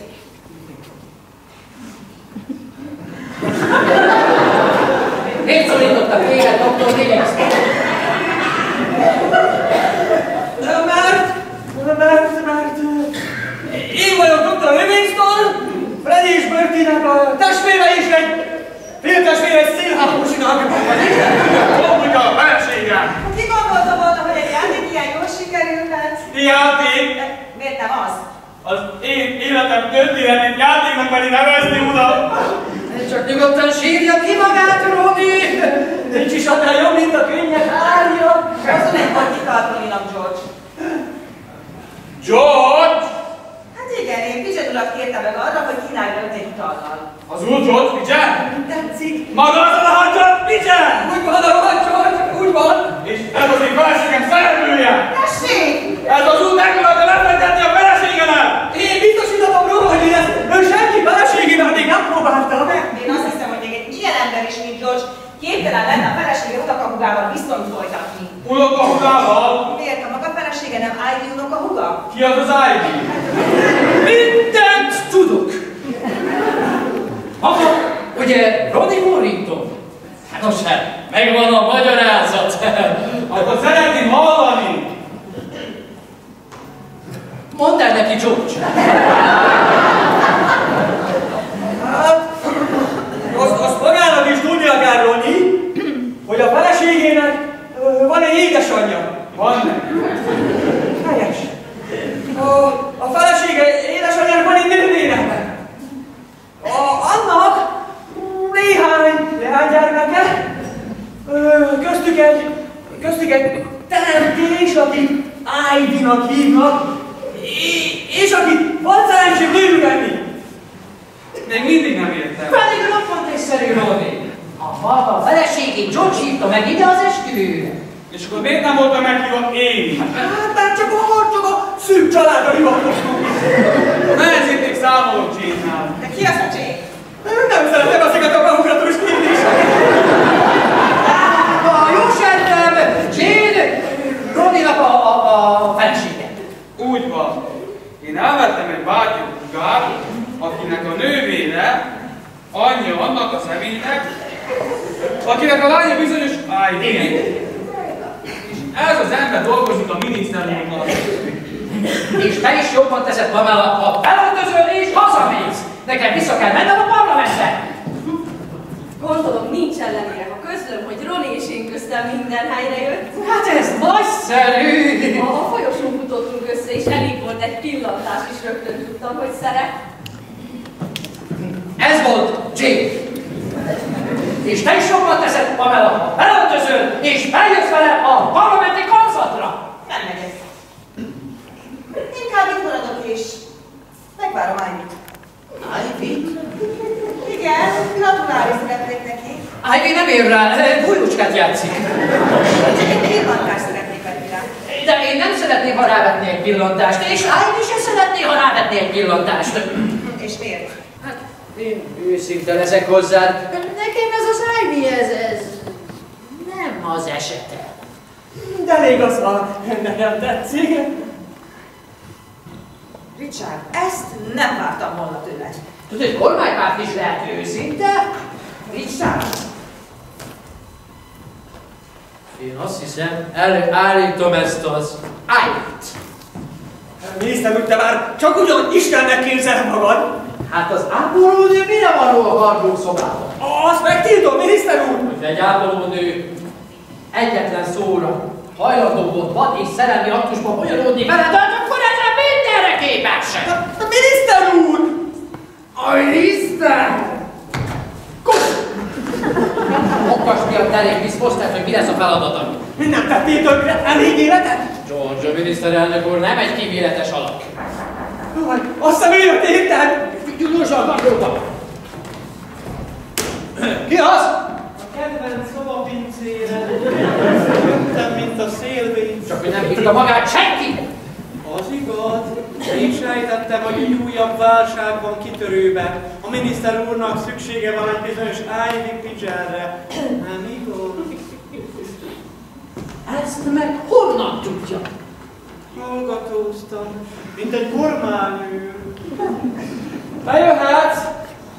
Unja le a szemét. Hát ez meg kicsoda? Ez az ön hajdani szoba asszonya. Össze-vissza beszél. A kedves felesége nem mozdul egy tapottat sem innen, addig még nem találkozott Ivy-vel. Hát szíves engedelmével bemutatom a titkár úr feleségét, Mrs. Ivy Pigeon!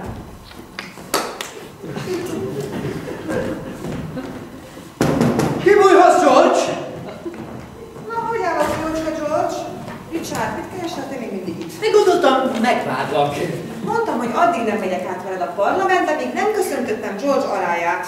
Hát akkor tessék! Most, Pamela. Köszönj szépen Ivy-nak!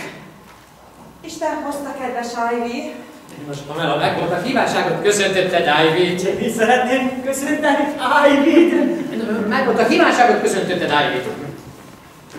Mi folyik itt, George? Hát, jöjjön és kérdezz az anyakönyvvezetőt. Micsoda, George? Az én nevem Miss Foster ápolónő. Egy ápoló? Szegény George-nak csak ennyire tellett. Most hát megvolt a kívánságot, köszöntötted Ivy-t, na? Úgy van, igen, köszöntöttem. Gondolom, nagyon boldog, kedves Ivy. Ivy nem beszéli a nyelvünket. Nem beszéli a nyelvünket. Hát mire sem hallottad be? Elfelejtettem. Ivy, spanyol. A szobapincét visszavezet Ivy a 650-esbe. És utána mindjárt békében távozhatunk. Nem tudom pontosan, hogy mi folyik itt, de maguk mindannyian 5 percen belül nem adják el ezt a szállodát, akkor a kintáló biztonsági tiszt mindenkit lecsukod. És meg a Mr. Pigeon távozik, vigye haza az egység is. Már indulok is, már is megyünk Bertie esküvőjére. Újabb esküvő? Ki esküszik már megint? Hú, hát ezek a pigeonnek, ezek nagyon szaporafajták. Lehetne itt szaporodjanak. Maga mit lábatlankodik itt nálzó? A jövőmet alapoztam. Maga meg miért töltözött be a vammaskolába, Maria? Jöttem ágyba belecsinálni. Maga azután a törnek a bedolóknak. Egy kicsit haragszom rád, mondanom. De rájöttem, hogy azért nekem csak te vagy az igazi. Na, próbáljuk ki azt a 650-est. Na, gyerünk akkor a 650-esbe. George, tudnám, mit mondjuk a mamának? Jaj, hát mondjuk neki csak annyit, hogy megtaláltam álmomasszonyát. Tényleg? És ki az, ha szabad megkérdeznem? Maga, fosztárnővé. Én George. Maga. Hát olyan csodálatosan viselkedett ma éjszaka. George, hát maga is csodálatos volt, az